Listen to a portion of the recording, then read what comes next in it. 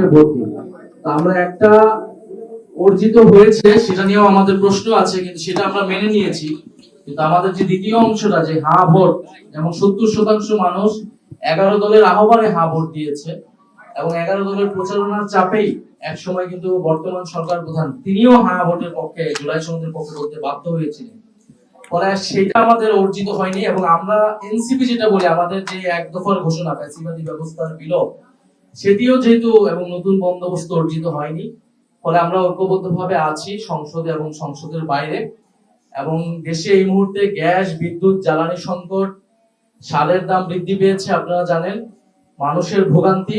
আমরা এই ইত্যাদি বিষয় নিয়ে কথা বলেছি সংসদে এবং সংসদের বাইরে।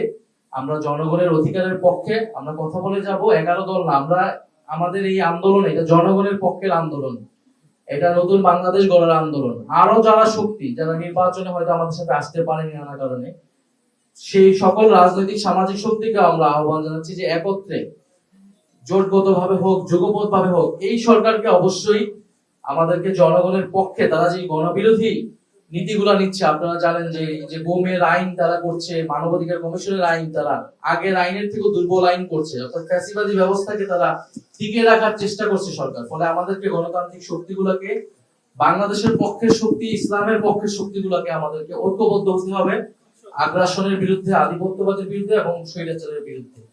ফলে আজকে হয়তো কোনো রাজনৈতিক কারণে নয়, উনি একেবারেই সৌজন্যতার জায়গা থেকে উনি এসেছেন, ওনার স্নেহ ভালোবাসা উনি আমাদেরকে জানিয়েছেন, এবং ওনার সংগ্রামের ইতিহাস আমরা জানি।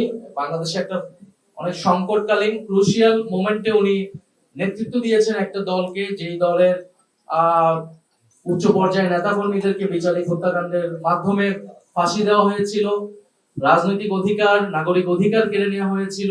সেই সংকটকালীন সময় ডক্টর শফিকুর রহমান জামাত ইসলামকে নেতৃত্ব দিয়েছেন, ফ্যাসিবাদ বিরোধী আন্দোলনকে পরিচালনা করেছেন ওনার জায়গা থেকে। এবং আমরা মনে করি যে আমাদের এখনো যে গণতন্ত্র প্রতিষ্ঠার যে লড়াইটা আমরা চালিয়ে যাচ্ছি, সেই জায়গায় ওনার নেতৃত্ব, ওনার বলিষ্ঠ নেতৃত্ব বাংলাদেশে অতি প্রয়োজন। এনসিপি ও এনসিপির জায়গা থেকে এই গণতান্ত্রিক আন্দোলনে সামিল থাকবে। ইনশাআল্লাহ আমরা ঐক্যবদ্ধভাবে, আমাদের সামনে অধিবেশন শুরু হচ্ছে, সংসদে আমাদের যেমন কণ্ঠ দেখতে পারবেন, সংসদের বাইরেও রাজপথে আমরা ঐক্যবদ্ধভাবে জনগণের পক্ষের আন্দোলন গড়ে তুলবো। এবং যেটা বিরোধী নেতা বললেন যে আমরা নতুন কোন ফ্যাসিবাদ এই বাংলাদেশে প্রতিষ্ঠা হতে দেব না, এটা জুলাই যে শহীদ আমাদের ভাই ওসমান হাদি, তাদের প্রতি আমাদের কিন্তু ওয়াদা, সেই ওয়াদা ইনশাআল্লাহ আমরা রক্ষা করব। আপনাদের সবাইকে ধন্যবাদ, এবং বিরোধী নেতাকে আমি আবারও ধন্যবাদ জানাচ্ছি।